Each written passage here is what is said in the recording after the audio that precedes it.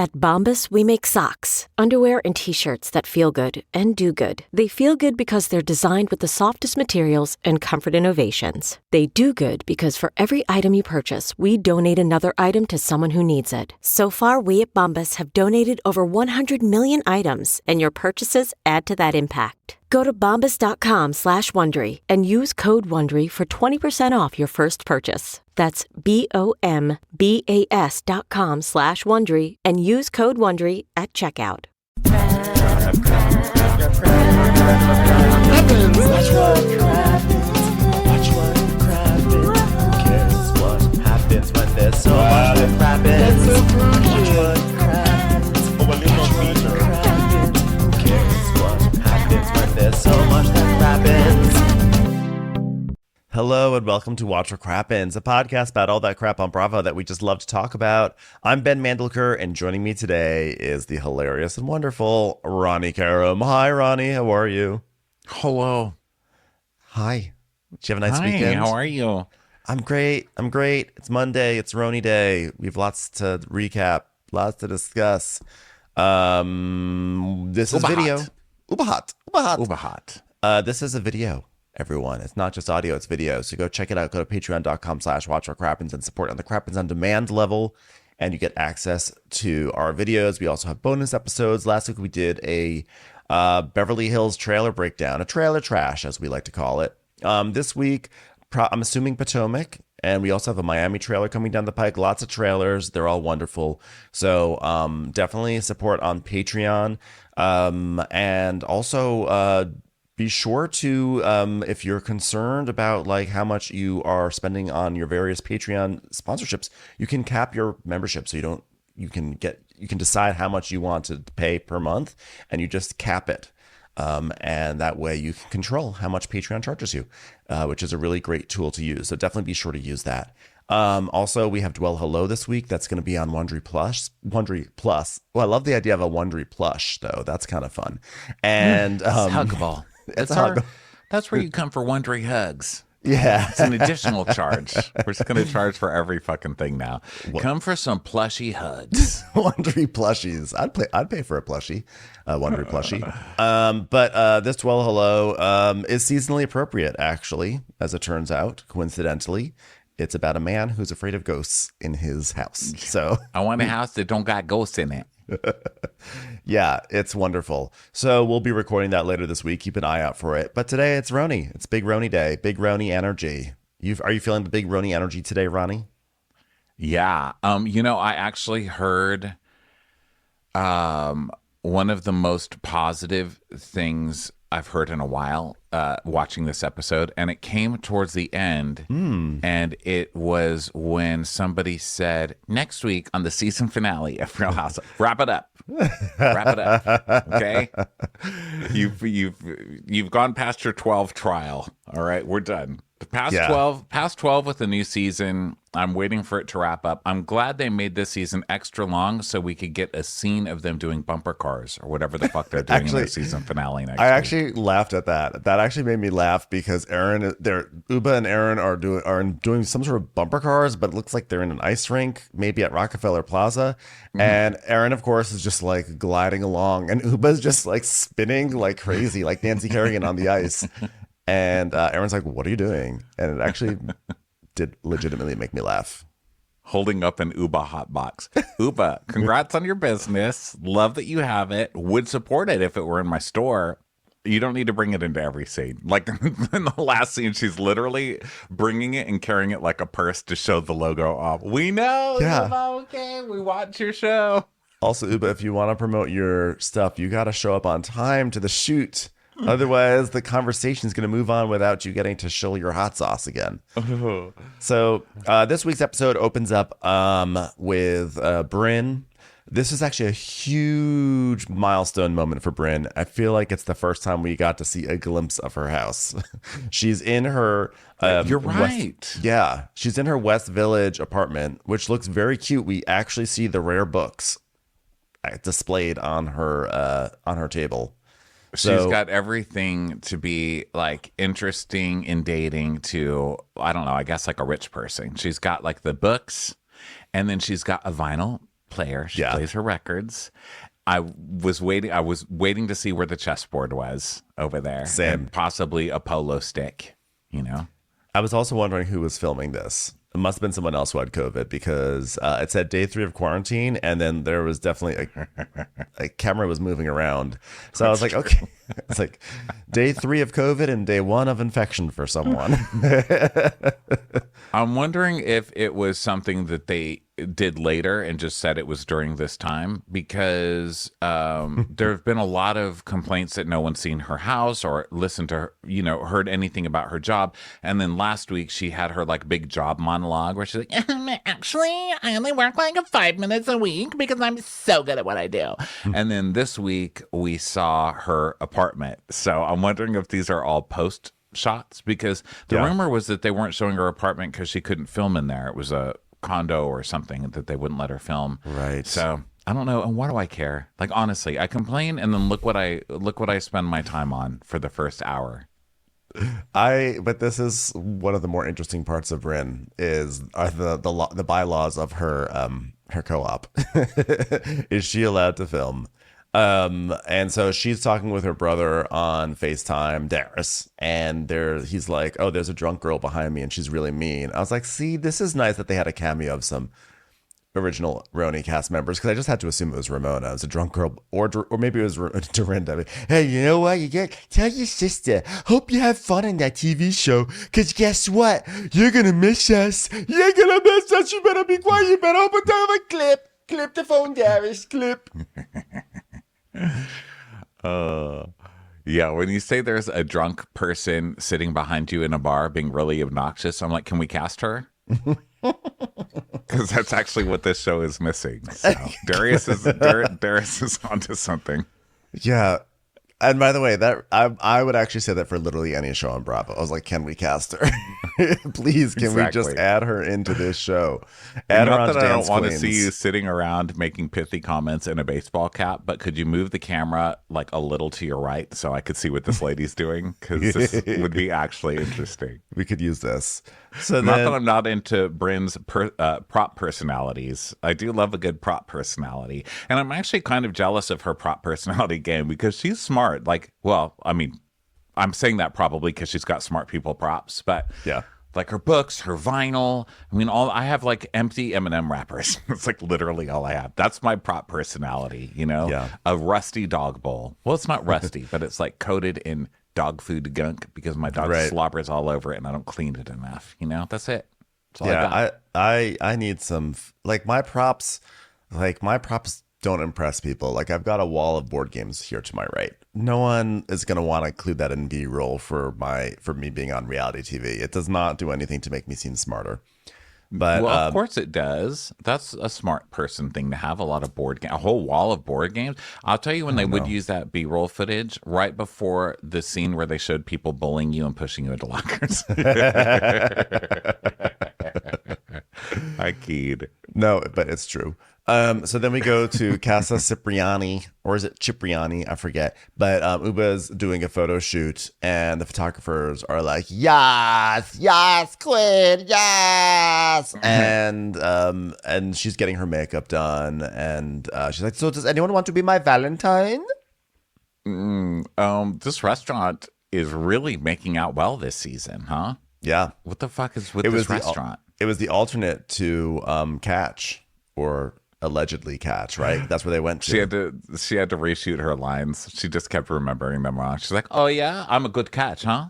Who wants to catch this? Like, no, remember we changed that because we totally dissed Catch on camera. They won't let us back in there. We had to come to Casa Cipriani. Oh yeah, who's gonna want to Casa Cipriani me, huh? Like, no, it doesn't work. We're gonna need a rewrite with these fun model lines. Okay. So, of course, everyone's like, oh my God, Valentine, how many guys did you already turn down? You're a goddess icon. Icon. And she's like, oh, they don't know I'm going to turn them down. I wait until like the 13th midnight. I'm like, I believe that's called the last midnight. It's the boom. Splat. Splat, squish, I forget. It's a boom squat coming at you fast midnight. Everybody, Uber hot. Told a little lie. So the little hot sauce. Into the woods, but it all takes place in Casa Cipriani. Into the Casa Cipriani. Hot, and nothing but hot. Parsley, peppers, cabbages, and celery, asparagus, and watercress, and fiddlefiddles and lettuce. Okay, Anything can happen in Casa Cipriani. Give me an icon.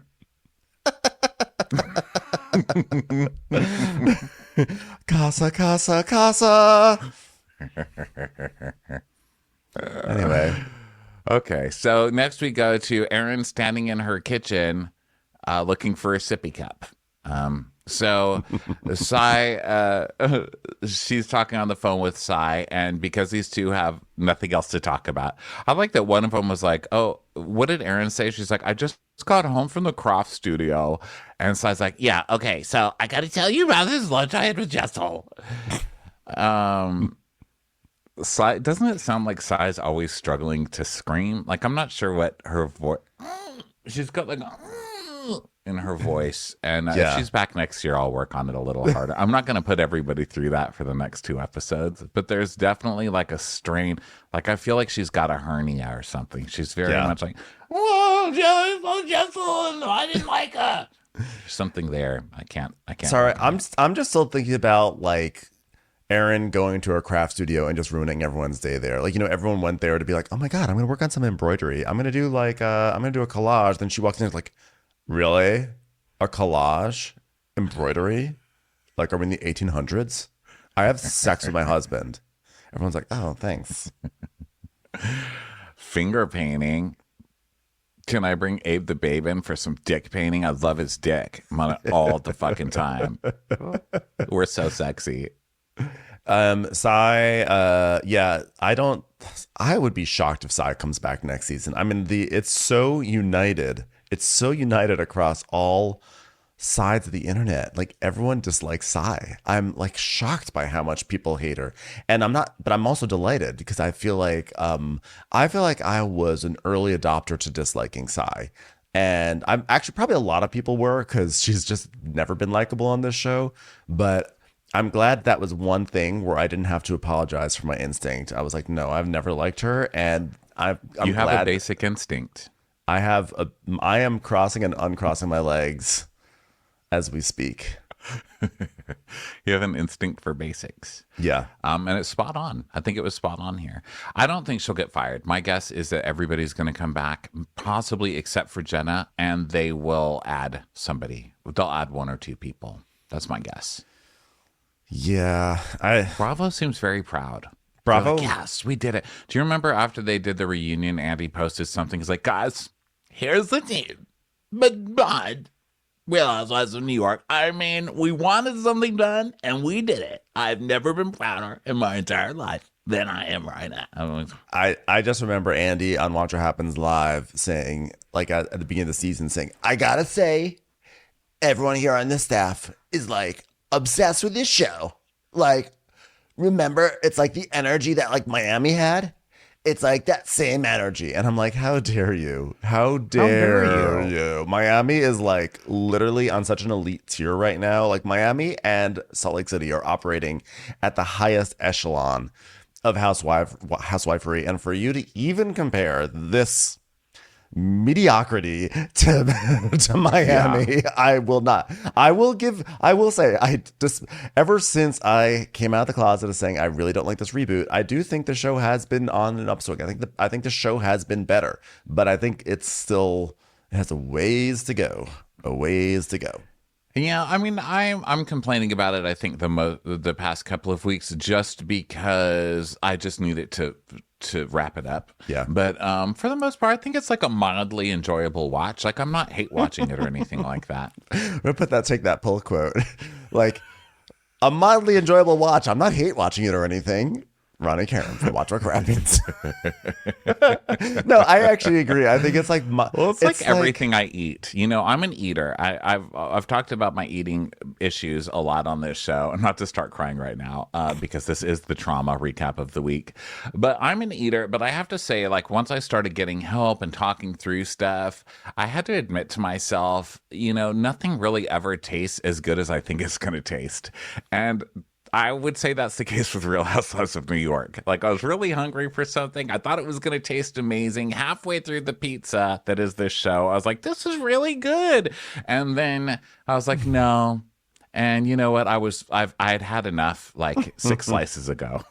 See, I started eating the pizza and I was like, this is not the pizza I wanted or liked. This is the wrong pizza for me. But then midway through, I realized I'm going to. It's not that I like the pizza, but I feel like I see the potential for this pizza. Like, I think that ever since their trip, the show has been way more cohesive. I think it was just completely incohesive, and the group had no chemistry. And now they've had enough time that they are annoying each other that the show has sparked to life a bit for me.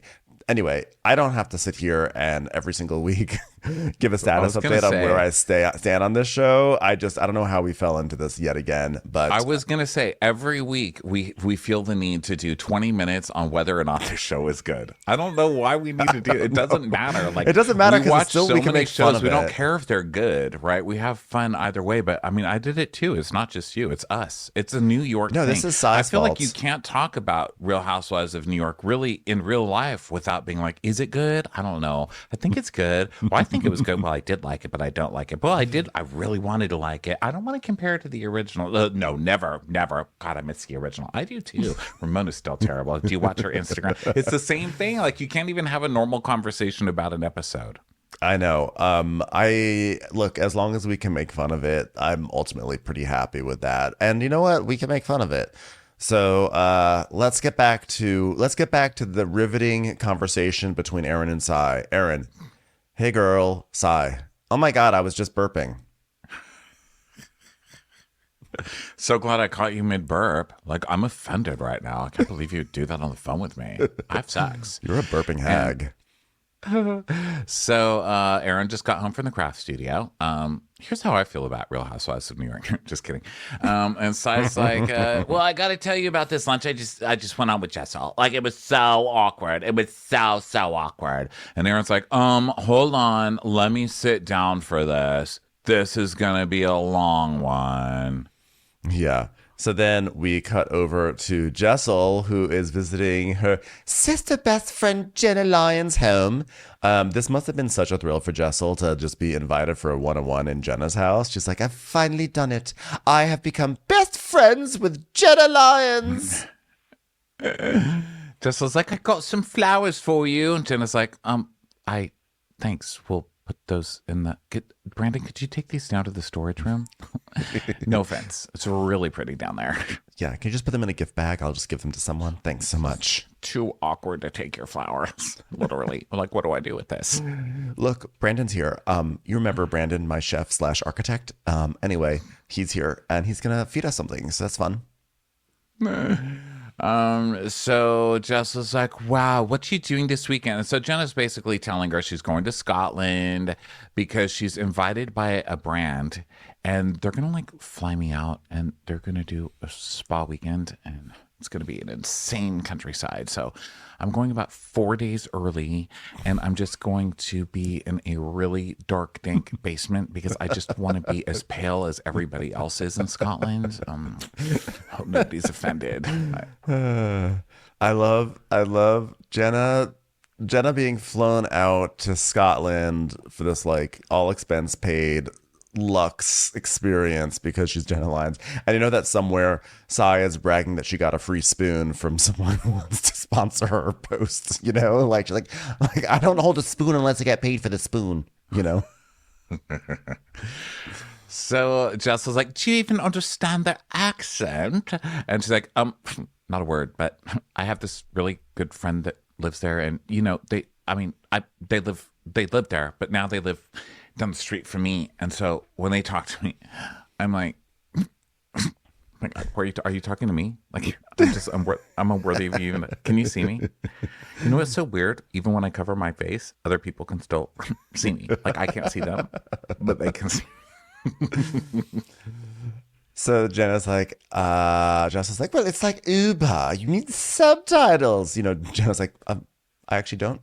But I can't believe I'm going to miss couples night. I can't believe I'm going to be going to a Scottish castle for free to be around incredibly wealthy people while you decently wealthy people are going to be hanging out at some sort of fake miniature golf experience. And then we cut to like 4 days ago at Uba's healing bath, where Erin is like, guys, I think it'd be really nice if we do something with all the husbands, at least the husbands that fuck us. You know, you guys all have husbands that fuck you, right? Like we all have sex with our husbands. Yeah. Yeah, we should do like a couples of that. Cut to Jenna and Uba. Like, oh, well, that's... Thanks. That would be fun. Also, I like that Jenna says that she... I literally just forgot what I was going to say. Jenna is... I forgot what... Jenna. I'm like embarrassed. I'm sorry, Ronnie. I've got to go like design Rockefeller Plaza. So see you next time, everyone. Bye. Can't wait to make room for more orange people in Rockefeller Center. You go, Michael Kors. I paved the way for Michael Kors. My brain just literally stopped mid-sentence. You're getting too method. You're getting too method with these ringcasts, like literally becoming the characters. It's time for a commercial. It's time for a Crappens commercial. Watch What Crappens and Winter is Crappening are the funniest recap podcasts. But if you want something more eerie, try the new podcast Ghost Story, about my investigation into a murder-suicide in my own family. Ghosts aren't real. At least that's what I've always believed. Sure, odd things happened in my childhood bedroom, but ultimately, I shrugged it all off. That is, until a couple of years ago when I discovered that every subsequent occupant of that house is convinced they've experienced something inexplicable too, including the most recent inhabitant who says she was visited at night by the ghost of a faceless woman. It just so happens that the alleged ghost haunting my childhood room might just be my wife's great-grandmother, who was murdered in the house next door by 2 gunshots to the face. Ghost Story, a podcast about family secrets, overwhelming coincidence, and the things that come back to haunt us. Follow Ghost Story wherever you get your podcasts. Listen everywhere on October 23rd, or you can binge early and ad-free on Wondery Plus the same day. So Erin's like, yeah, we're going to do like a couples thing, and we're going to a restaurant called Swingers. Get it? Because like we'd all fuck each other's husband. Like everyone wants to fuck Abe, right? He's a babe. Right?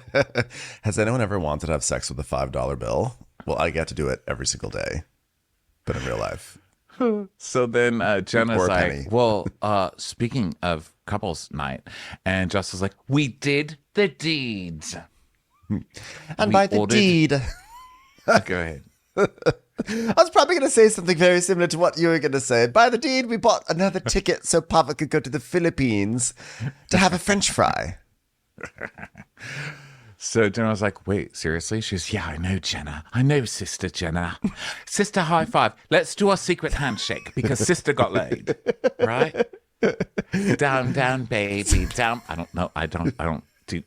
Are you singing Oh, Nelly great. or... No, it's us. Do you know Nelly? Can you be part of our group? So Jess is like, I can't justify why it took so long. Sometimes I like to say I can't justify. It's my little thing, a little slang I'm going to try to take off. No, don't want to do it? Okay, we can say justify.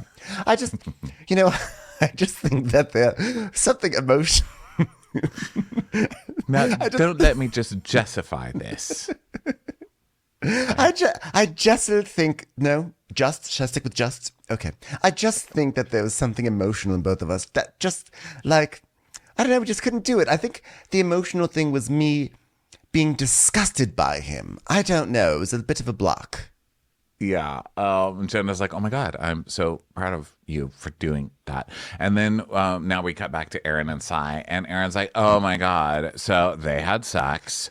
And so it's like, oh yeah, she said it like took 25 minutes to warm up down there. I'm like, what are you, a fucking oven? Like, what, do we need to preheat you?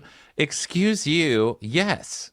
Human beings are like fucking ovens. Like, yes. What do you do? Just always ready? I mean, listen, in my house, we call me a helicopter, not necessarily an oven, but there's a lot of twirling, banging on counters, begging, come on, you can do this, little guy. I mean, I believe in you. It's cajoling, helicoptering, banging, like whatever it takes. Yeah, I mean, honestly, there's a reason that there's a concept called foreplay. Okay, like, hello, you preheat that oven a little bit. Why not? And she just had traumatic experience with giving birth to these twins. She's self-conscious. Like, if you just listen to this lady speak, you would understand why this is a totally reasonable and normal thing that would have happened, instead of being like, oh my gosh, she's like an oven?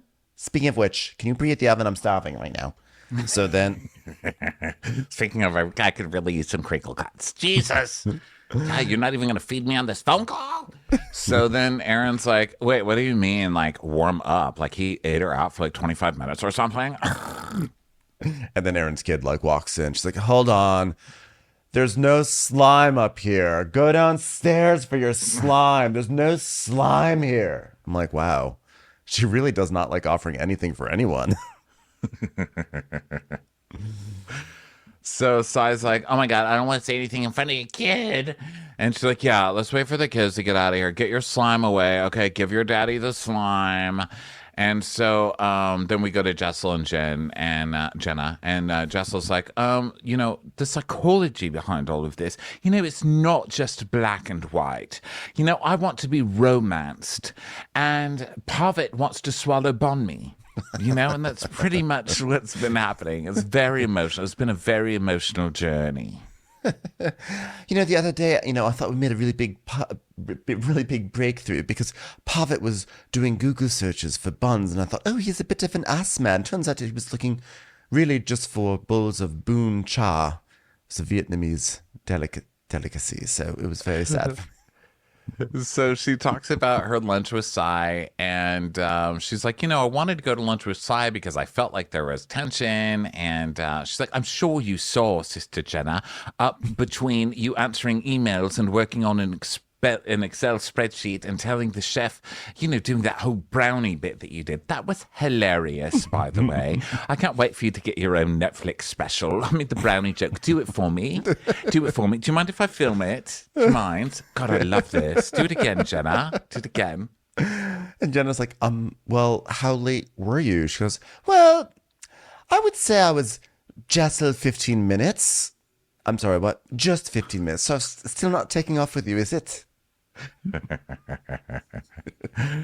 Oh, I'm sorry I'm late. Don't let me justify it. Right? Hold on. Oh, hold on. Do you mind if we play some music? I can't help but have the seminal 1990 Madonna hit, Justify My Love, in my head. I want you to justify my love. Oh, so good. Every time. So Jessel lies and says she was only 15 minutes late. Lies. You were 40 minutes late. Okay. She was 40 minutes late from the set time, but she was only about 15 minutes late. She was only 15 minutes after Sai, who was already 20 minutes still late. And you still late. I'm just saying. Yes, she lied. I just want to say, I just don't want to erase the narrative that Sai was also late. Yeah, Sai was less late. Sai tried to be late to piss off Jessel, but then Jessel outmaneuvered her and made Sai wait, which is kind of fun. So Sai cuts back to Sai, and Sai's like, I mean, lunch was at 11, and she shows up at 11:35, 11:40. And Erin's like, 40 minutes late? That is so rude. And she doesn't even call me, okay? So then she brings up my freaking mother. And Erin goes, oh God, I'm nervous. And Sai goes, yeah. She's like, oh, you know how you brought up your situation with your mom? Well, I related because my uncle's an alcoholic. I'm like, okay. And I mean, like, yeah, I don't think that Jessel, well, I'm not even gonna relitigate it. It's, obviously it's apples and oranges, but Sai's acting like this is the craziest thing to bring up when Sai brought it up initially, and Jessel's just trying to say, just trying to connect, So Erin's like, I'm stopping myself before I start. I'm like, I'm just not in that place where feel like having to fight fights that are not my own with these idiots. I'm just like, I'm going to pull back. I'm not here for this today. I can't do this today. Okay, I won't either. So Erin's like, that is so insensitive to compare that to your mother. I mean, like, an uncle dying compared to a mom, that's huge. She was not comparing it. She was saying she understands what it's like to lose somebody to alcoholism. And from what I understand, I mean, I saw her Vogue. Actually, I read a comment. I did see her Vogue wedding pictures, but it's not my she was incredible at her memory. wedding? I read a Reddit comment that was like, her uncles walked her down the aisle in her wedding. Like, she's very close. One of the most dramatic deaths in my life was my aunt Adele when I was 18. I will never forget that. And I will also never be traumatized like that again because I'm so fucking scarred from it. And it can happen, okay? Shut up, you jerk. You fucking gatekeepers on pain. You know? Yeah. Now, that said, I do have to say again, this is the fault of trying to please people like this, like Sai and Erin. When people don't like you, and Bryn says it later in the episode, when people don't like you, you can't make them like you by trying to relate to them. You just have to be bitchy back to them, and then they will suddenly respect you. Bryn was actually so 100% right later on. Thank you, because I said that last week, and I don't remember you saying I was 100% right last week. But you know what? I mean, someone has some antique books in their house, and suddenly, boom, it's like, that girl has vinyl. She knows what she's talking about. If you have some antique books in your energy, then maybe I'll co-sign. Okay, fine. I've decided to. I'm doing it. I'm jumping into the fray. I'm relitigesseling. Okay, so. It doesn't even make sense, but I just want my name in some sort of slang. But I would like to present the award for Best Actor in a Television Show from years ago, Timothy Oliphant from Justified. All right. So I quit. It's over. I don't even know why we're still talking. Hello, I am here, and I just want to welcome you all back to the Family Ties reunion. Please welcome, she starred as Mallory, Jessel Bateman. All right, go ahead, relitigate. Okay, it's not a huge litigation. It was a sassy point. My sassy point was just that I believe Jessel was trying to connect in some ways. And I think she was trying to connect and also be part of the group. And I think Erin and Sai see it as that she's trying to compete because that's what Erin and Sai would do. Since that is their instinct, they assume that's everyone else's instinct. That's my sassy comment. Yeah, I think that she's just defensive about being called privileged, or her pain's not enough, and she couldn't possibly feel pain because she's always had money and this and that. And so she's trying to be like, no, look at me, I'm crying. I do feel pain. And this is the time that I felt pain. Like, oh, bullshit. And I think that they're right that she's coming from a place of trying to prove to them that she feels some kind of pain, or that she's had some kind of pain. But it's only because they keep dissing her pain and dissing her story. And so she's not just being defensive for no reason. She's being defensive because you're coming at her. You know? So we go back to Jessel, and she's like, my uncle I was living with, he was an alcoholic. And I thought if anyone would understand, it would be her, just because she had, the same thing. She'd lived through it. And I just think that, she understood where I was coming from. But then she also said she didn't care. So, yeah. And Jenna's shaking her head, and she goes, yeah, it sounds like it's more meaningful for you to be understood. And I think that you were looking for something and you didn't get it. And Jenna's basically saying the more you try to get this person's approval, the less you're going to get it. Basically, yeah. She's like, the people who don't approve of you, you want their approval the most, but they're never going to give it to you like this, right? And she says it in she couches it in that language. It's like, you know what? You know what I see in you? I see a person who really needs validation, but the validation is, you know what? From Scotland, and he's down the street. Did I tell you the Scotland story? I mean, it's really amazing. You want to talk about someone who needs validation? I'm like, what are you saying? Am I right? I love Scotland. Are you going to be eating a banh mi in Scotland? I just want to know how normal these quick international trips are. So Jenna's like, you start to feel out of sorts, and then you start backpedaling, and you don't have to defend yourself to anybody, Mm-hmm. And Jess like, you know what? I truly, truly appreciate that, Jenna. And I have to constantly prove myself, I think. It's like, have I outrun Putin in a Jaguar? No, I haven't, Tom Cruise. But it doesn't mean we can't still go to lunch together, Is that James Bond or Mission Impossible? I always get those confused. The point is, I want to rub shoulders with Tom Cruise, but I do have to kind of crouch down because he's very, very short. I forgot what we were talking about. I just want to say, Tom Cruise, please meet my socially inept children. So Jenna's like, I know her intentions were good, but your mom's your mom, and like it's hard to compare. No matter what, you just can't. And Jessel is like, well, as far as I'm concerned, I said everything I need to say, and I'm not going to beat a dead horse. I'm like, maybe not the best analogy while you're talking about your relatives who've passed away, but I get it. So Jessel goes, and there you have it. And Jenna's like, there you have it. I don't know what I have. I mean, I have a lot more than I think all of you guys, but yeah, sure. There you have it. Okay, great. So then back to Sai and Erin. Sai's like, but you know what? Now we move on. Did you know that her husband is going to Vietnam for 3 days, I believe? Vietnam, 3 days? And Erin's like, what? When is he going to Vietnam? I think next week, but the reason why he's going is because he wants to rack up points. And Erin goes, wait. Hold on. That's bizarre. You mean us hold on for that? I mean, here's what's making Vietnam that point even worse. Okay, he's gonna go for 24 hours. That's enough time to get into trouble. Am I right?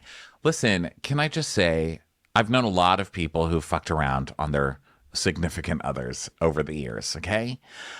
They've always done it in the same city that they're in. Like, no one feels the need to go fly for 24 hours to fuck around on somebody. Yeah. Fucking around can be done right at home. You two just shut up. These two are so fucking offensive. We knew this was coming for the entire season because we'd read about it in gossip or whatever, that they were going to come at him for sex tourism or whatever. It's gross. And you're also both gross. And this incessant need to prove that you'd fuck your husband at the drop of a dime and he doesn't even have to do anything to warm you up. And you guys sound like you're bragging, and it's nothing to brag about. Okay? I mean, Erin, your husband literally said that if you stopped like having sex with him for 18 months, he would leave you. Okay. So did Sai's husband. He said the relationship would be over. So meanwhile, I mean, honestly, if you're going to Vietnam to cheat on your wife, don't you think you'd stay for more than 24 hours? I mean, like, don't you think you'd just make a week of it and have like a bonanza of sorts? Like, why would you invest that time to go that far away to have an affair only to turn around and come back? I mean, it just doesn't even make sense. Like, so in its own weird way, the banh mi makes more sense to me.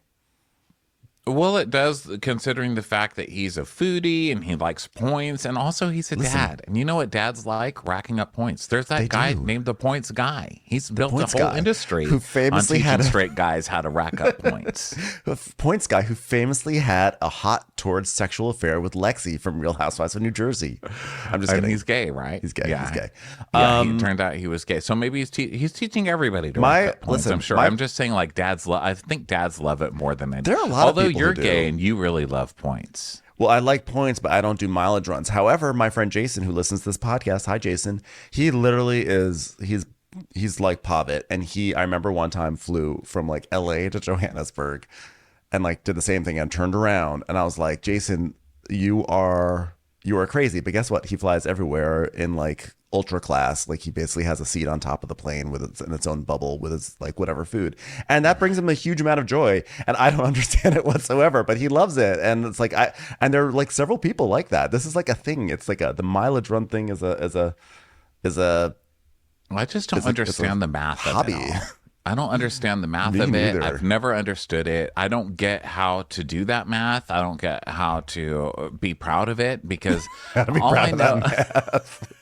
Well, because I feel like no matter if we're touring or something, we're flying a lot, they send me all these emails like, okay, well, if you get 5,000 more miles, you can be on this level. And I'm like, okay, well, what's that level? And they're like, you get to go in boarding group E instead of boarding group F. And I'm like, well, fuck that level. I'm into and then it. How much does that cost if I just want to get up to that level? And they're like, 5,000 points. But then how much is that in dollars? And they're like, $90,000.50. Like, how does this math? I don't understand it. But then you, when I'm on the phone with you, you're like, we need to fly American because I am 5,000 points away from getting to sit in boarding group E. Yeah. So here's the thing. I don't understand mileage runs because in my mind, when you do a mileage run, you are racking up miles so that when you do future mileage runs, you can do them in luxury. So to me, it's a strange cycle.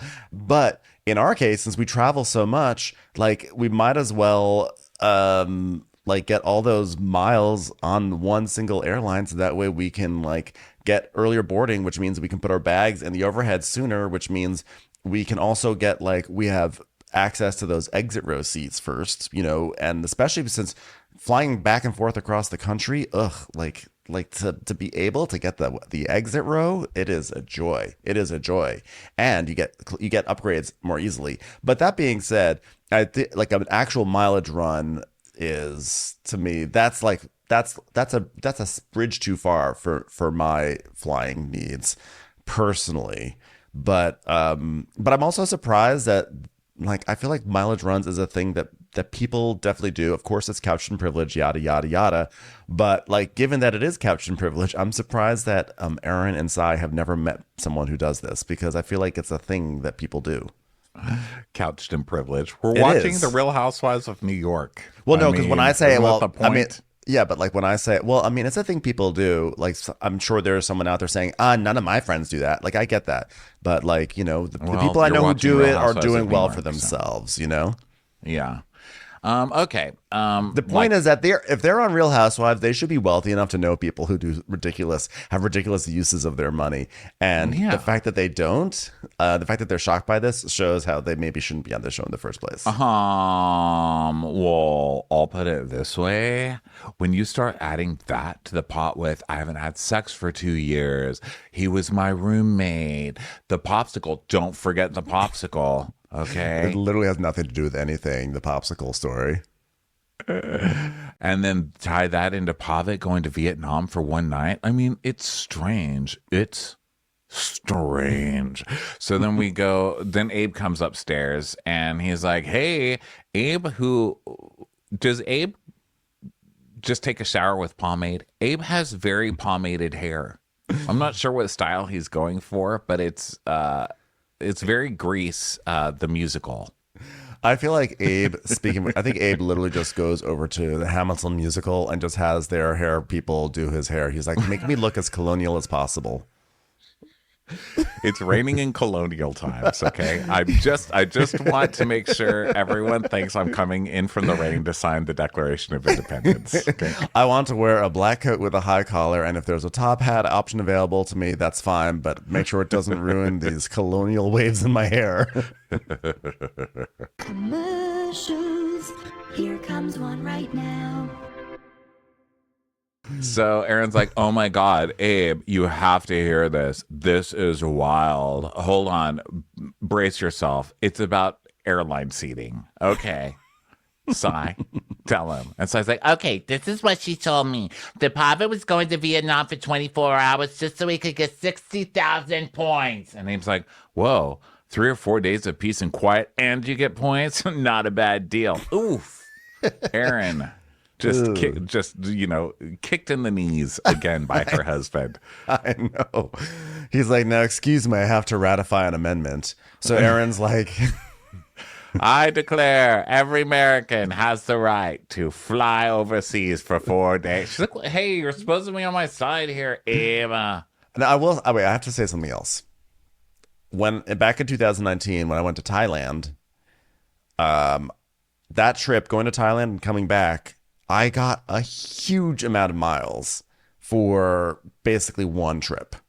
And there was a part of me that's like, oh, I actually kind of understand the efficiency of all this, because with just one trip, you can rack up so many miles to get you to like those status tiers that you want to get to. And you don't have to do like trip after trip after trip. It's just like one big trip and then you get to go to Thailand. So even though earlier in the season I was making fun of Pavit for doing this, and I understand this. I still make fun of him. But I understand his logic a little bit more. I think it's crazy to say you're going to Vietnam to get a sandwich, But I think like in the context of Erin and Sai, I'm like firmly on Pavit's side. I'm like, let him get his sandwich directly from Vietnam. Get those miles. So Erin's like, yeah, I guess David and Abe probably wish they could get on a plane for 3 days to have some peace and quiet. Well, anyway, so I was like, Oh, yeah, well, David's really looking forward to going to Swingers, all right? Because, you guys like to get down. Yeah. I hope you have something to talk about at Swingers. If not, you can always talk about Jessel and her husband going to get a sandwich someplace. Sorry, Sai, that Jessel and her husband are doing something 10 times more interesting than you and your husband have done all season. Sorry. And that, yeah, I'm sorry, your the bar husband is so who low. showed up in this episode is McGruff the crime dog, by the way. I mean, has he been using a voice changer this entire season, or is it because the rumors about him came out a couple weeks ago or whatever? Because suddenly he's like, Hey, yeah. You know what? Someone wants a sandwich in Vietnam. You sure you're not sticking your dick in a wick? Like, what's going on here? it's like, when did you start talking like that? No wonder she keeps you quiet. So now we go to Uba. Did you eat Adrian Malouf for lunch? It's like, what the? Adrian is Little Red Riding Hood. Well, I know things now that I didn't before. Nice is different from good. So, so Uba goes to this restaurant called Beatnik, and she's got her Uba Hot. And she says that this restaurant wants to do a collaboration with her.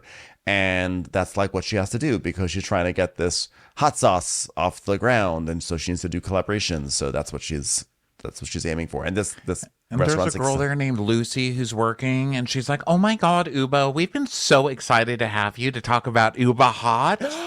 It's vegan as well. That is so exciting. Let's see what you guys can come up with. Let me introduce you to this chef. This is going to be great. It's a lady with hot sauce, a chef. Surely the chef can think of something. This is going to be fun times. Uba hot, am I right, girlfriend? Yeah, so Uba goes back into the kitchen and watches this guy, Jeff, make some sort of strange chicken sandwich that's like slathered in the hot sauce. Like, I don't know, was the chicken cooked in the hot sauce or something like that? But he makes the hot sauce. And then she's like, oh, the pretzel bread. First of all, I did not know there was such a thing as called pretzel bread. Oh, I did not know that existed ever. And then we have her like telling the story about the first time she bit into pretzel bread. And I'm like, oh, I'm sad that like interesting Uba went away and we're back to pretzel bun Uba. Wacky Uba. I will say, if you're trying to be an influencer in the food arena, you should probably know what a pretzel bun is. Like, you should have probably heard that before. That's our new Jeff Foxworthy bit. If you want to be an influencer, you should know about a pretzel bun. Just like every punchline is, you should know about a pretzel bun. Yeah, and then we get a really long scene about this. And like any scene that is solely focused on a Bravo star's marketing of their shit, I don't care. So I'm going to go ahead and fast forward that. Is that okay with you? Yeah, it's really not that interesting. I'm still, by the way, I have to say, I'm not sure a pretzel bun is as amazing as people say. I think they are perfectly fine. I would never not have one, but they're nice. But I think that just the idea of the pretzel bun is so strong that people love them for that. But the actual flavor is not that different. I guess because it's a little tougher on the outside. There's a nice texture. It's maybe too tough. I've never had a pretzel bun is only good straight out of the oven. Then it's delicious, like a pretzel. But having it can't sit for like even 5 minutes or it's complete rubber. And this is someone who will eat any kind of bread. Okay. And I will eat a pretzel bread, but it's hard. And you have to like drink a lot of water while you eat it. And then you probably have, I don't know, you probably have like, it's going to be hard to poop. Okay. I'm just going to say that. You're going to have a traffic jam. I don't recommend it to anybody.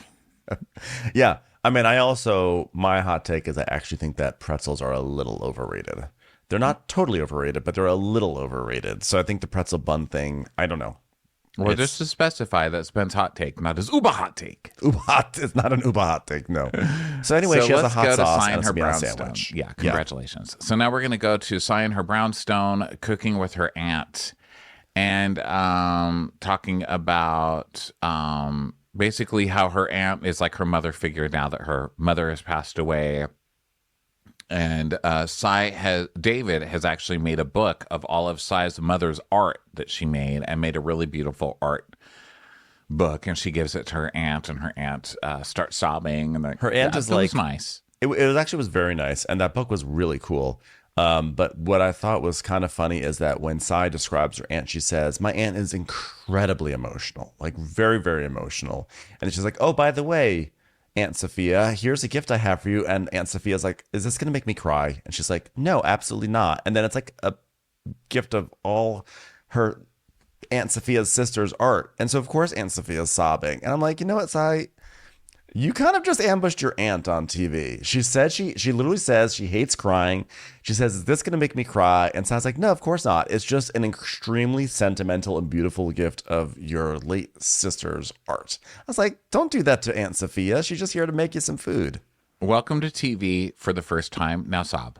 Okay, you can go now. You can put all of that food you just made into to-goes and leave it here, actually, because I'll have it for the kids another day. I would like to one day make a book out of all my mother's art, and I would like to think it would just be a compilation of letters to the editor. Like, I was at your restaurant the other day, and I was seated before 4 other tables, and yet somehow I sat there foodless while I watched them all be served their food. So I would like a full letter back on how you plan to resolve this. Rhonda. It's like, this is beautiful. I feel like this is beautiful. Thank you for compiling this, whoever did this. Thank you. And then Sai says how everyone in her family is actually very creative. They're like either painting or they're drawing or they're writing or they're creating. And I'm like, you put on sweaters that people give you for free and take pictures of them. Be quiet. You open boxes. So now we go to Jenna, and she's buying. She's shopping with Beckett. Such dicks. It feels great. Just in case anyone's wondering. I'm okay with that. Okay. By the way, and if there was a free banh mi in Vietnam for you, that was going to be a sponsored blog post, I'm sure you'd be on the plane first and foremost. Mm-hmm. So Jenna goes glasses shopping with her son Beckett, and this guy is there, and he's like, oh, welcome back. And Jenna's like, this is the only thing I've been wearing, these glasses, and I need like some new options because I'm going to Scotland. Do you have any kilts that can be worn on glasses, like little glass kilts? Is that an option? I am looking up July 17th, Jenna Lyons glasses, Real Housewives of New York, Dita Eyewear. I'm trying to see if she has a collab with Dita, because this felt very collabby, didn't it? Probably, but I mean, hey, she's getting some freak sunglasses. She does. Eyeglasses. Of course she does. At least it looks like a classic reinvented. Dita by Jenna Lyons. Okay. I figured. So Jenna's like, I'm off to Scotland tomorrow, and Beckett is like deeply independent. I don't know, having, we have joint custody, and like, so he's used to being like a week without me and a week with me. So I always try to schedule my travel in the week that he would have not been with me. And this was especially difficult because the town I'm going to in Scotland is only there once every 12 years. So I just really need to coordinate. Okay, you know what? I want to talk about, God, I love these glasses, but I just want to, these glasses are made of Japanese acetate. Why is that necessary, Dita? Let's say it for the cameras, because people really need to understand. What is that? He's like, it's organic. Okay. She's like, wow, organic. Ass is organic. Okay. Ass taint. Organic ass and taint glasses. Sounds great. And he's like, and they're $650. You better give me some preservative Latin glasses. $650 for organic? Fuck off. You can upmarket that a little bit, or upmarket a little bit. Not to $650. That's some bullshit. I will take my preservative glasses. Thank you. Would you say these are the sort of glasses that really anyone could get? Like maybe if you lived in a beautiful town called, I don't know, Brigadoon, and you were only really here once every 12 years, do you think this would be the perfect glass for that situation? Should I bring them to Scotland? Dita Dune by Jenna Lyons. It's a musical about Dita glasses. So they're trying on sunglasses, and she's like, it's so crazy to like have a son. And then they're spending too much. And then we go to date night at Swingers. Yeah. And Erin and Abe arrive first because, of course. And then Abe is like, I feel like I've been here before. And she's like, I've never been here before, so I think I'm going to start with a glass of wine, or should I have a cocktail? And he's like, cocktail. She goes, okay, I'm going to do that. I feel like Abe saying he's been here before. I feel like I don't know. Like let's just start a rumor. He was here with his mistress. I'll just start it. I'm gonna start it. I'm gonna make it up. Because why not? So Erin, like the waitress comes over and she's like, could we like start with like a bunch of guac? I know that's how cool people say it, guac. And waitress like, yeah, sure. We got mango, we got regular. She goes, let's do them all. Cause I'm like really chill and I'm like fun and I feed people. So like all the guacamole, but like don't bring any of it over. Thank you so much. Great. Yeah, could you just put it on that table over there? That would be great. Yeah, that way I can say I ordered lots of food, but I don't actually have to be around lots of food. Thanks so much. Oh my God, and don't kill me, but I would love to do a mezcal. But could you squeeze an orange into mine? Don't kill me. Don't kill me. And a splash of pineapple. I'm just usually so fun and easygoing. Splash of pineapple. Oh, can I get Bloody Mary mix in that and no tequila and actually no pineapple and no orange? Can you put vodka in the Bloody Mary mix and put some celery in there? Don't kill me. That's how I like my mezcal margarita. So they come over. So Sai and David show up, and doesn't Abe go, wow, we were betting on who would come first, and it was you guys. You guys are so boring. I know. I mean, this is Terrible how you banter. are on TV. This is like you guys turned up to a level 10 because you're exhausting me with how boring. Even reading the first few lines of this, I was like, why am I even writing this down? They come to a place, they look around. Abe thinks he's been there before and they ordered. Why am I writing it? I don't know. It's not your fault that I'm writing it. I'm just like hoping for something. Guys, But also, you're just not like, giving it. Guys, this is like one of like 3 scenes this season that has been filmed not in someone's living room. Could you just try to have some energy? Can you feed off some of the energy of having other humans around you, please? Yeah. So, I would just like to point out we've already had 3 scenes that are sponsored. We had Costa Cipriani, we had Jenna's Eyewear collab, and we had Ubahat. Okay, let's see how many more we can get in here before this episode's done. So, Erin's like, well, I ordered a bunch of food, so you're not hungry. And Sai's like, yeah, I already ate just in case. I'm like, well, okay, just say thanks. So Erin's like, for someone who has so much sex, you are very unpleasable. Like, who brags about having so much sex, I guess I should say. So Erin is like, that's like actually insulting. It's like, now if she comes to my events, she eats before because she thinks I'm not going to feed her. I'm like, yeah, because you haven't been feeding her. You don't feed anybody. You don't feed anyone. Yeah. I mean, that's like verifiable. Okay. We've seen it on this show multiple times now. So then we get a flashback to the caviar and I'm like rebored. So I'm going to flip that. And so Sai's like, can you like, has there been a more joyless person on TV? First of all, she's like, I already ate. Okay, that's our first joyless thing. The next thing is, they go, can we get you something to drink? And she goes, could you do a very skinny margarita that's like with no sugar at all? Okay, so you just want the pure acid then? You just okay, want sure. lime Be right and back. tequila. That's fine, but then don't even try to pretend like you're ordering a margarita, a very skinny margarita, no sugar at all. Give me a sour and sour, all right? She's like, you know what I love to do? I love to eat. I always have to be eating. No sugar, please. I'm like, okay, so which are you going to be? So, I'm exhausted by Sai. I really am. So Sai is like, who's coming? And Aaron's like, Uba's coming. Bryn is still sick and reading her rare books. And so it's like a triple date. Like with Pavit and Jessel, your favorite. Is it going to be awkward? Can I make it awkward? Gross.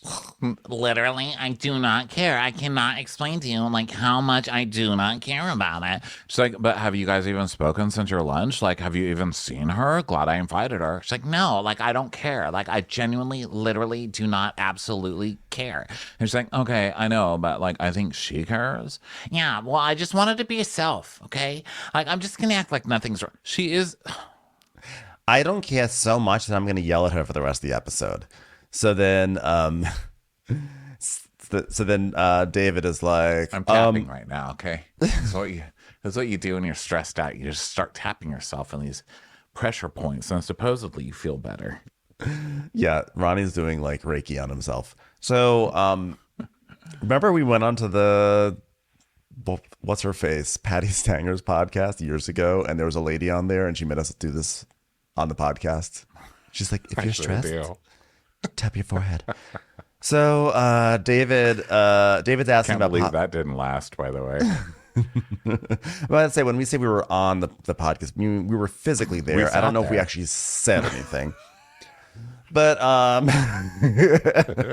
you guys can look in the archives and tell us how we did. So they're asking, David's talking about Pavit and Jessel having a date at the Ritz-Carlton and everything. And everyone's like, oh yeah, they had sex. And Abe was like, wait a second.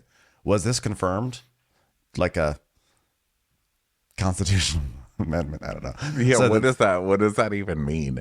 And so I was like, that's what she told me. And David's like, Yeah, but did they have like, what'd they do? They fuck? and so I was like, you know what? You guys need to get the truth from Pavit. What the fuck do you weirdos care? They're just weird at this point. Like, I don't even get what they're going for. Who cares? Who cares if she never fucks her husband? How is that any business of yours? yeah.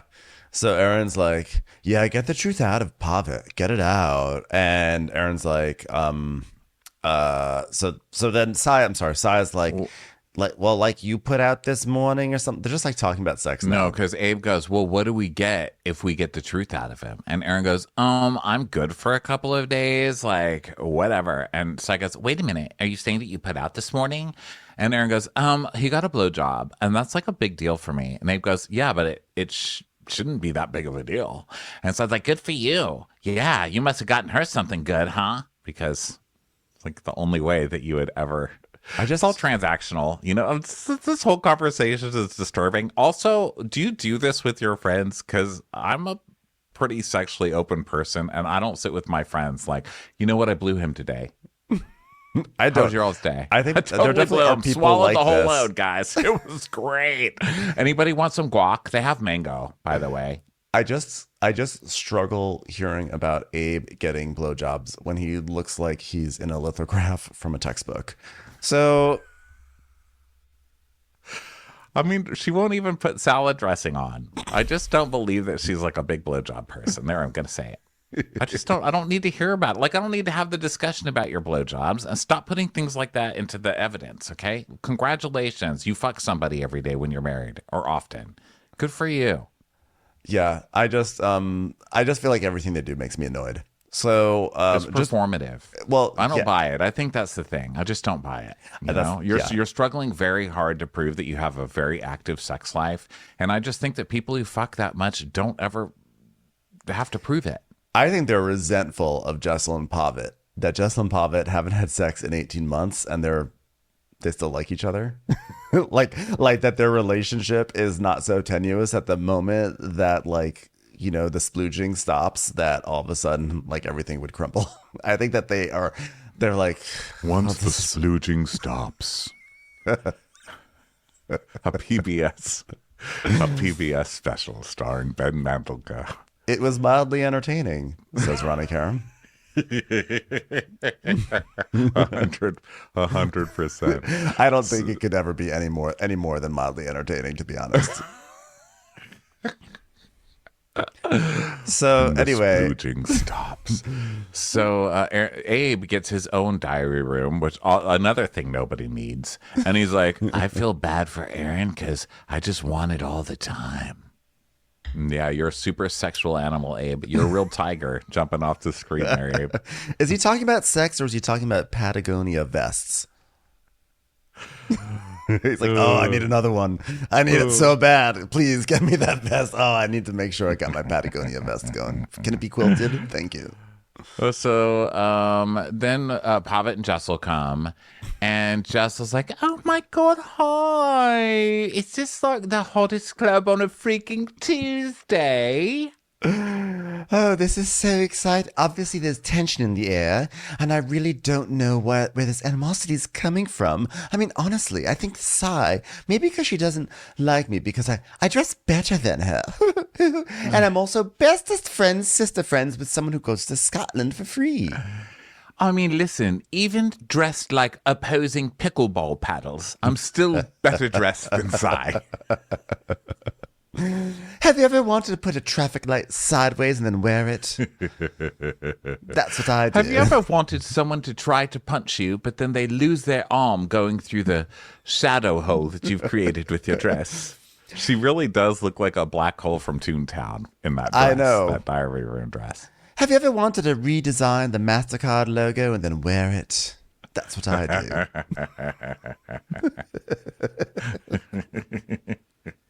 New colors, and now it's a dress. So, they're still waiting on Uba, but no one else is coming, which they're telling her. And then Abe's like, what so, I believe of Erin and Abe. No one else is coming. Abe's like, so what do you think of property rights? Also, how did everything at the Ritz go? Come on. Oh, no. First, David says something to him. So David orders a cocktail, and Abe's like, could somebody eat? Because I just feel awkward eating by myself. And David's like, I thought my wife was over here. and he goes, I don't get it. He goes, You're acting like my wife.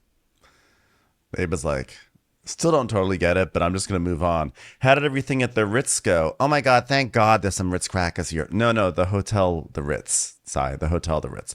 And Pavit's like, oh yeah, it was a good time. Yeah, it was nice to get away, like break away from the kids, like plan out like what sort of toppings I'm going to have on my banh mi next week. It's a great time. mm-hmm. And Abe's like, yeah, but Erin was just telling me you're going to Vietnam for points. What's that about? He's like, yeah. What's... Uh-huh, yeah. Mm-hmm. Yep. All right. What's going on then? When are you leaving? And Erin's like, yeah, where are you going to Vietnam? Yeah. Well, the ticket normally costs it's like 50. So normally it's a $15,000 round trip ticket, but this ticket was going for $900. So I bought 3 of them. Wait. Hold on. Let me take Abe's dick out of my bra. Hold on. Right, Abe, put it away, Abe. We're at dinner. Abe. Stop preparing.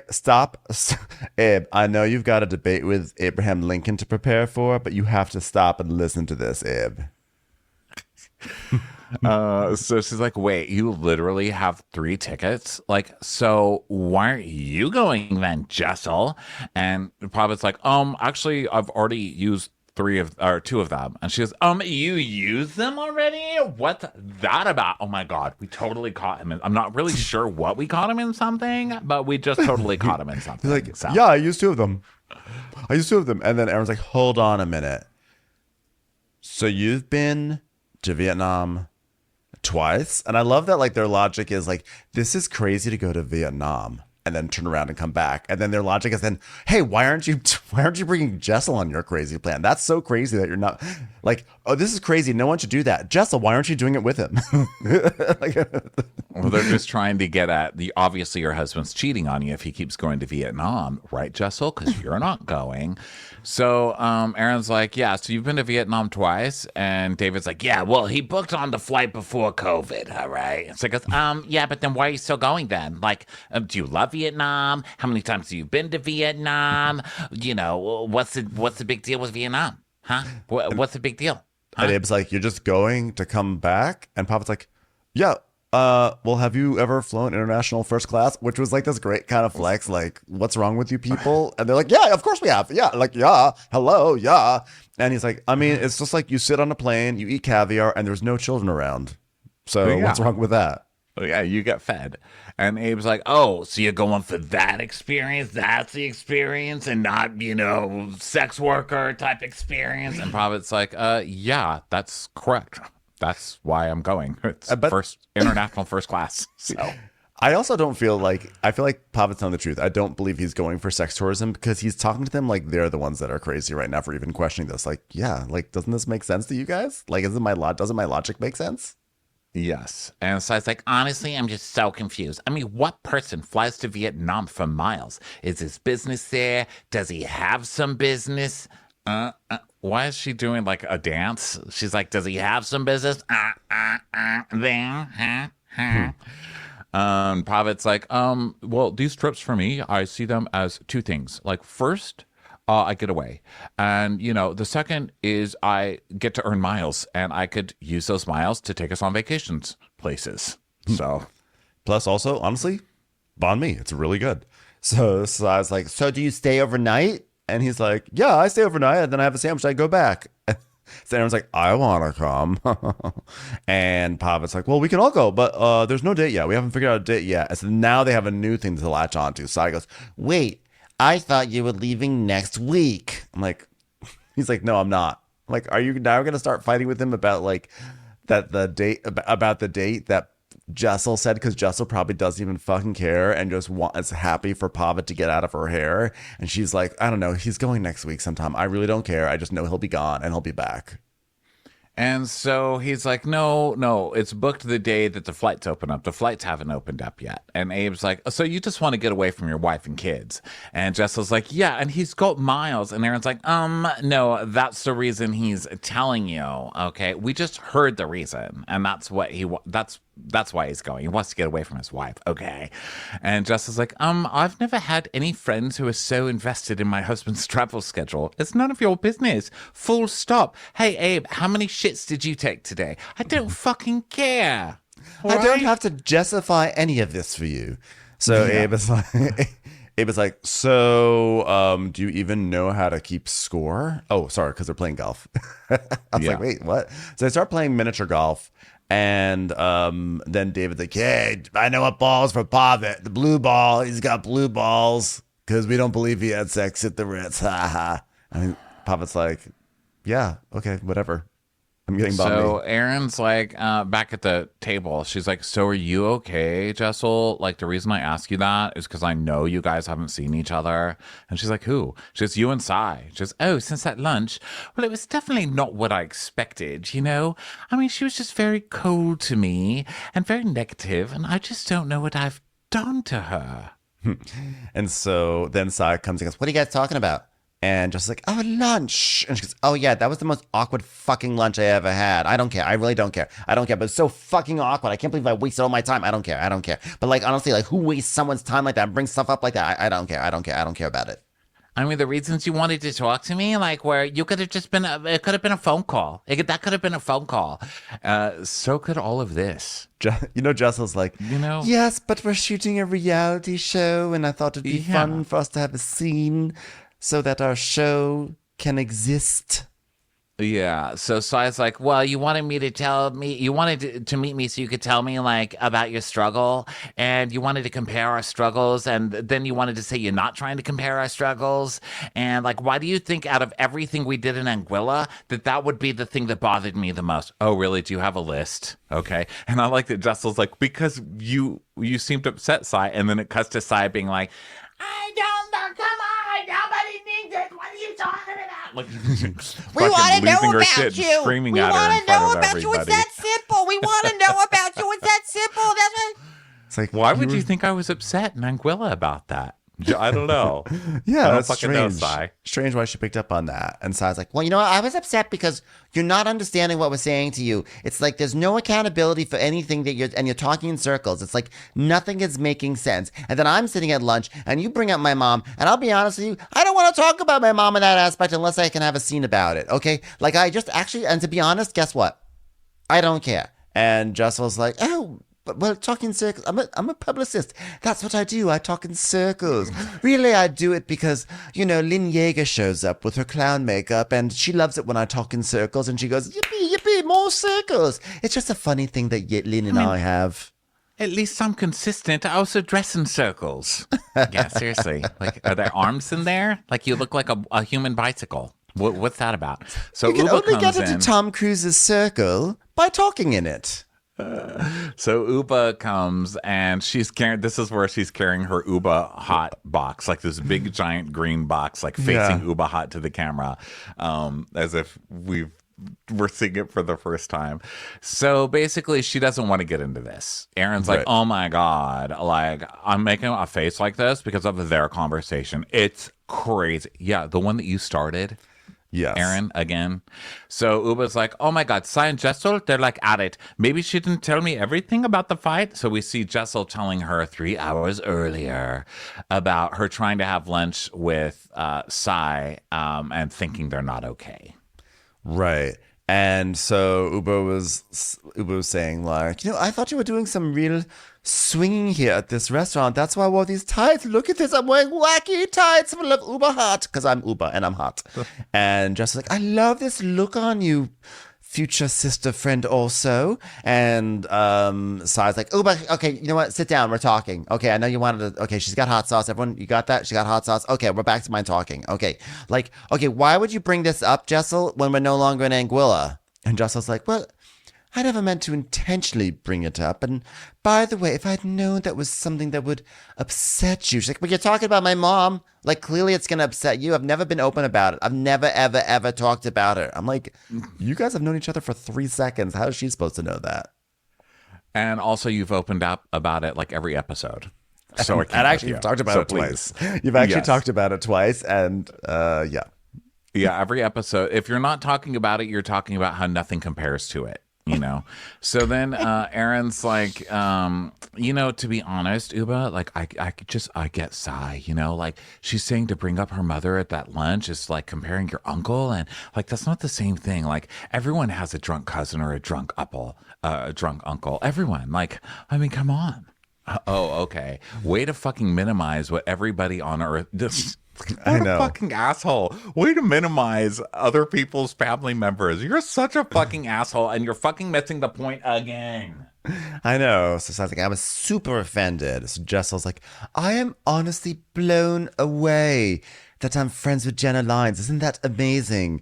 But I'm also blown away because, like, being offended that I shared a story about my uncle, Uncle Mittens, who went through a really hard time and then eventually passed away. That's a good story. I have no words. So Jessel's like, Sai's just doing her, You know what? Just be real. Just be honest. Just be honest and real. Okay? Just be real and honest. like, I am, you know, and I've never lied. I've never lied to you guys. You lie all the time. Just like you told me how, what's his face is going to Vietnam next week. You said next week he's going to Vietnam. Now, you don't know when he's going to go. And then we see a flashback of 1 week earlier with Jessel saying, so I'm finally having a staycation with Pavit because he's going to Vietnam in a couple of weeks. So I'm just happy he planned this before he does that. So she did not give you a date of her fucking... Are we going to hold Jessel to the cross because she said, like, she mixed up the dates?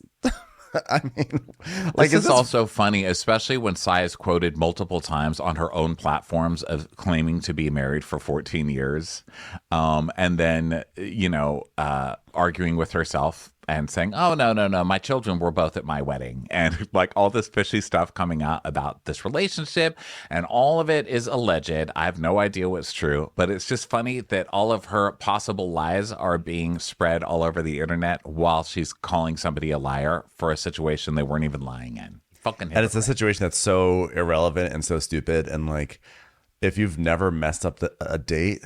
I can never keep Dom's dates There is straight. no date. She's just saying Pavit has a ticket to go to Vietnam and he's probably going to go in the next couple of weeks. What's the big deal? My God. And I also don't like being in this situation where it's constantly, I'm fighting for this particular character. I really like, it's like fighting for Jessel all the time. But these people are being such fucking assholes that there's no other option. Yeah. You know? I'm That's like how much you resentful. I'm resentful that I'm like in a position where I'm oddly defending Pavit's ridiculous trip.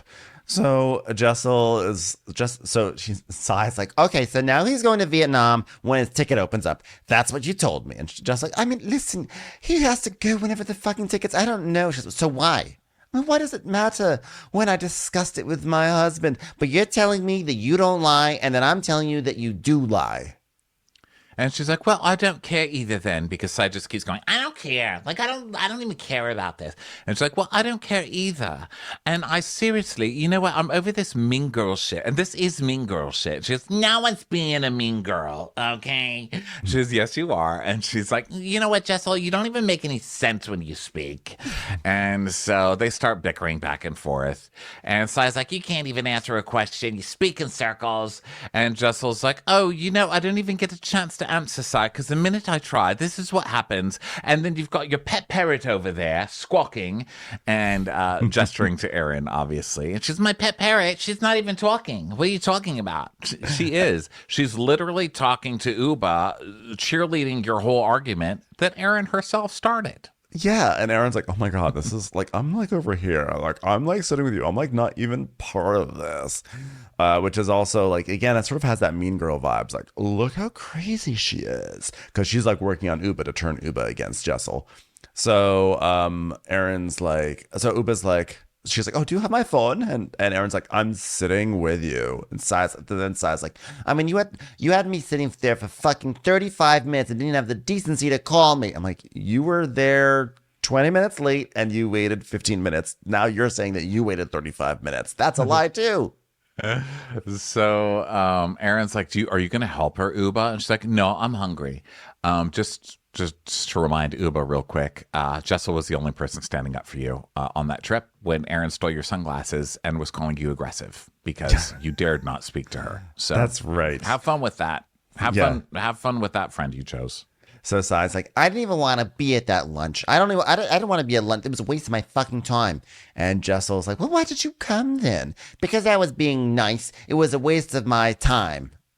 Like, your time was sorry that you had to wait 20 minutes to open up that box on Instagram. So she storms off and it's like, I'm out. I'm not doing this anymore. I'm so fucking over you. And Jessel's like, well, I've been over you. I'm done too. And so Sai's like, let's be done, bitch. And Jessel's like, diva. So good for Jessel for finally telling this lady to fuck off. Okay. My Seriously. God, I've been screaming it through the TV for weeks. It's nice to hear someone put it into words. And she's like, yeah, I've never met anybody who lacks empathy about shit like that. And by the way, she hasn't seen this bitch yet. Right? Yes, this bitch is going to tear into you. Watch out, because I'm going to diss you. So then David's over there with the guys going, yeah, well, if I repeatedly went to Vietnam, Sai would be like, oh my God, you're still talking about that? Fucking swing your fucking golf club, dude.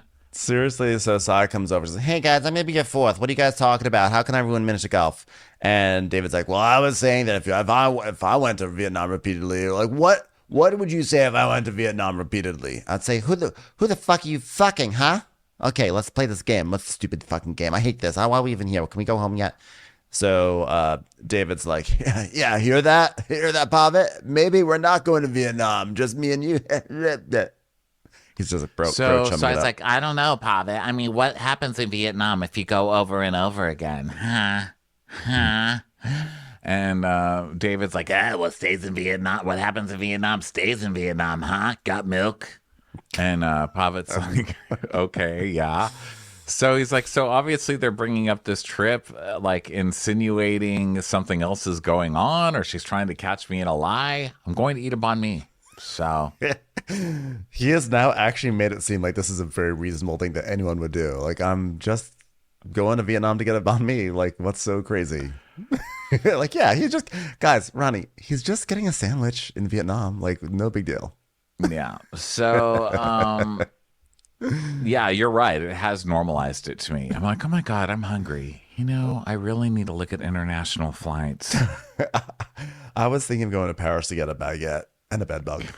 So David's like, so he's like, what? I like, these people are it won't really stop. losing. You know, and here's like, the thing. I don't mind a petty argument on these shows, but be interesting about it. This is just mean, rude, and boring, you know? And that's the problem, Sai and Erin. Go. Just fucking go. It's over. Like, wrap it up. All right, so I'm going to skip a lot of this. You know, obviously, Sai is still going off, and she's saying, you know, I just say what everyone else is thinking. You know, that's all because I they're talking do. about Uba now. Now they're like focusing on Uga, like who are you dating, et cetera, et cetera. And yeah, so Sai's like, yeah. and of course, is this the part where they ask? This is what I get for skipping stuff, because at one point David's like, you know what, Uba?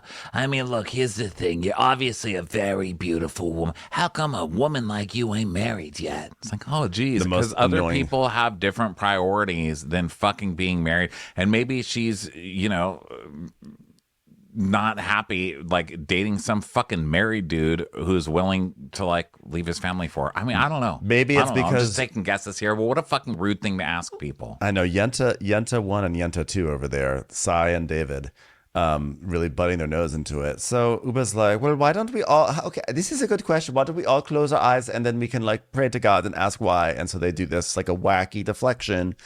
And then Uba's like, okay, I have a question. What made you guys think that these bitches were the ones? Say something nice about, like, it's a genuine question. Like, why would anyone want to marry these women? And so David goes, oh, it was easy for me.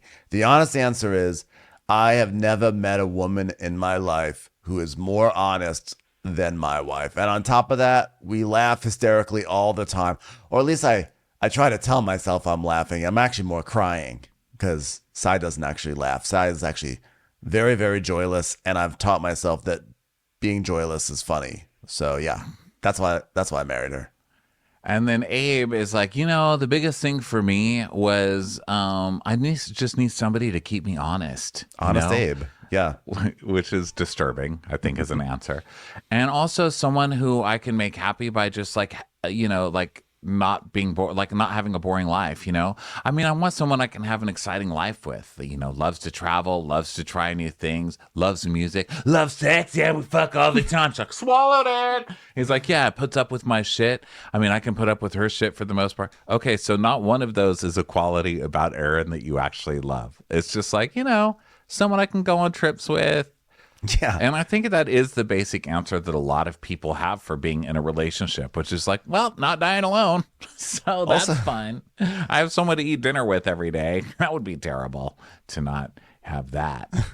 Also, tell us when your exciting life begins, because as far as we can see, you guys basically, you're a lawyer who comes home and you guys deal with your kids and then occasionally go out to Sag Harbor. Like that's as far as we've been able to see into your life. So Jess was like, great. So go ahead, Pavit. Lots of pressure on you. And Pavit's like, because, by the way, Pavit's reason isn't much greater sounding than David's. He's like, well, because life is an adventure and, you don't want to live a boring life. And I just want to travel and I want to have fun and do whatever. And she's a perfect partner for that, So it's like being able to do what you love with someone else. And then they also put up with your shit. So it's kind of a similar answer to David, I think.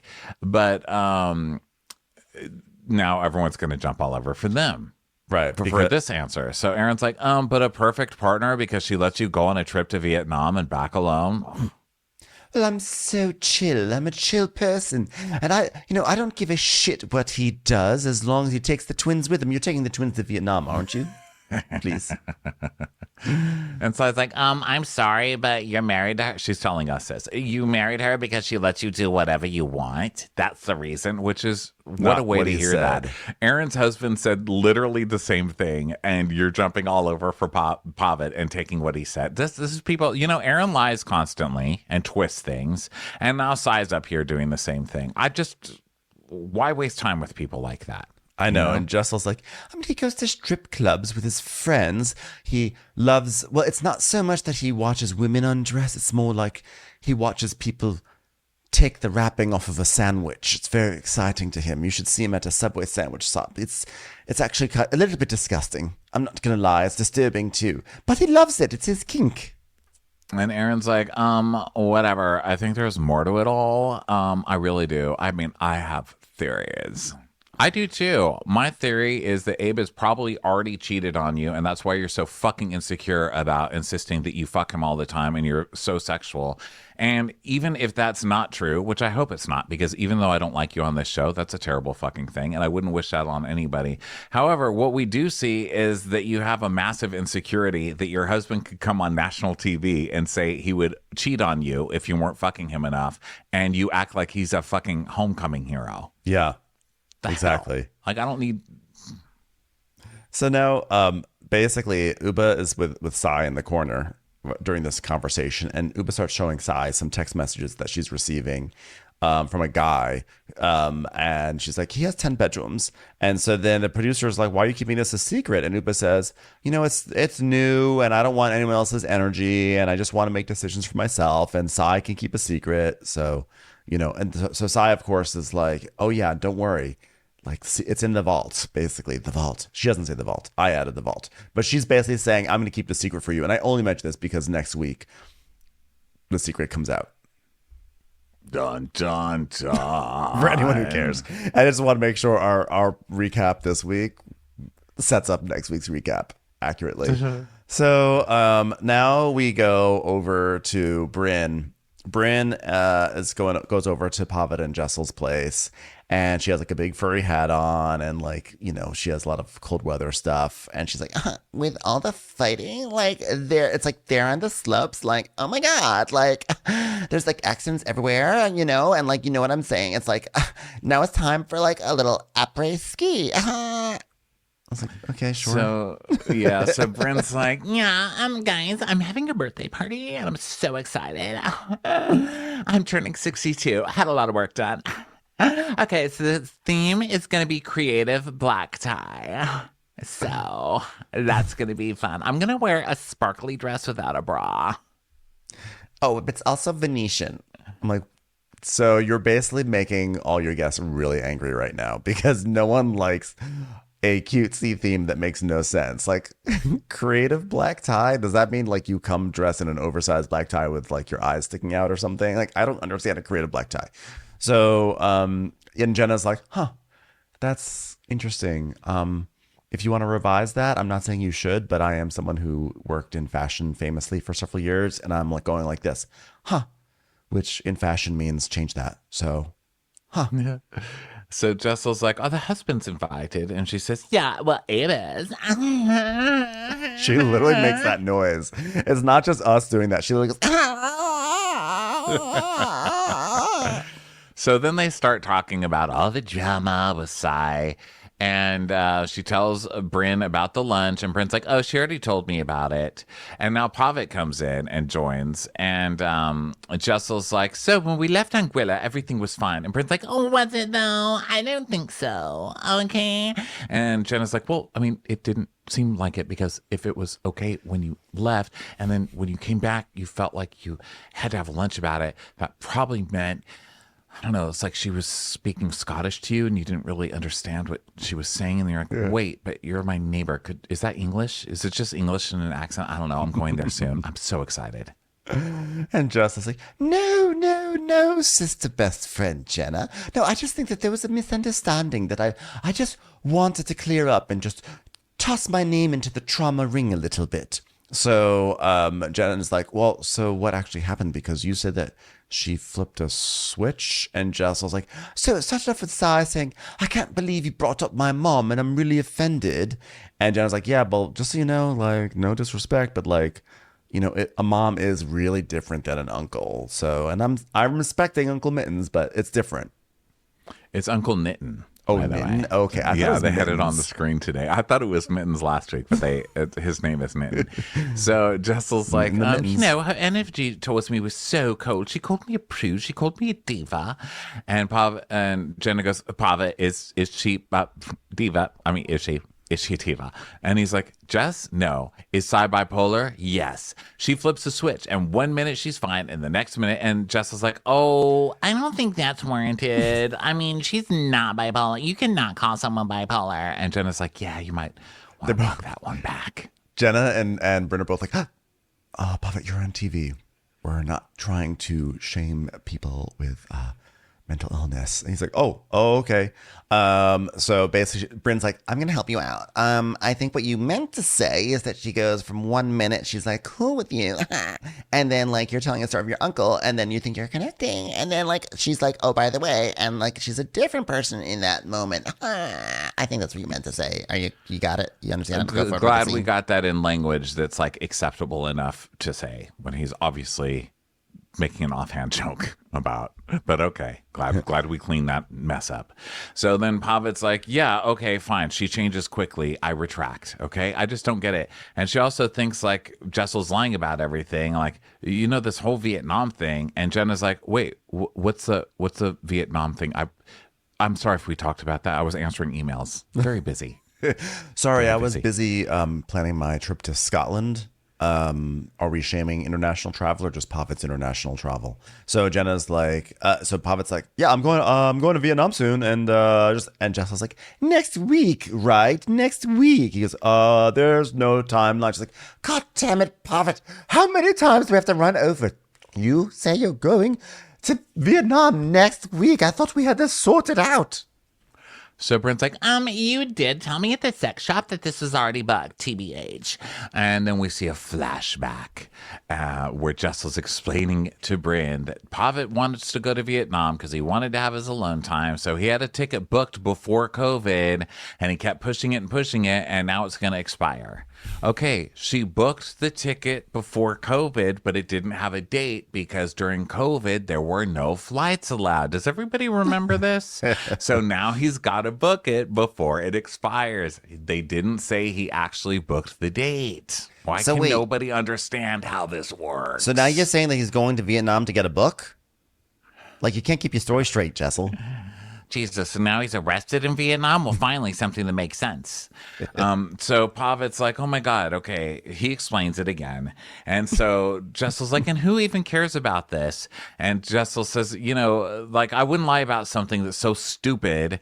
And so Pavit goes off to get more champagne. And Bryn's like, you know what Erin told me? She was like, oh my God, Uba asked the cutest question and went around and asked, like, how did you meet the person you love? And Jessel, who, by the way, I find it so funny that this whole season has been about Jessel's vagina, and she's sitting right in front of this vagina-shaped tree. Did you notice that? I did not notice the vagina-shaped tree. I missed it. The vag tree. So she is like, why do you love your wife? Jessel tells her. So Bryn's like, yeah. And then Erin was like, well, what Pavit said was, I like Jessel because she lets me do whatever I want. And just like, that's exactly not what he said. Listen, is Pavit an idiot? Absolutely. Does he spend a lot of free time with the Fried Chicken Society of Upper Manhattan? Absolutely he does. But one thing that he is not is a liar, just a very stupid person. Yeah, well, he also said that he was never wearing his ring, and that's weird, and she doesn't know what's going on with you guys. And Jessel's like, wait, what is she implying? What do you think? What do you think they've been implying this whole time? I love that Jessel's just now getting it. Wait a minute. Do you think they're implying that Pavit would be having an affair?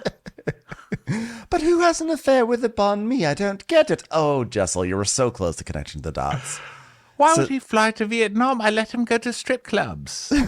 Do they serve banh mi in strip clubs?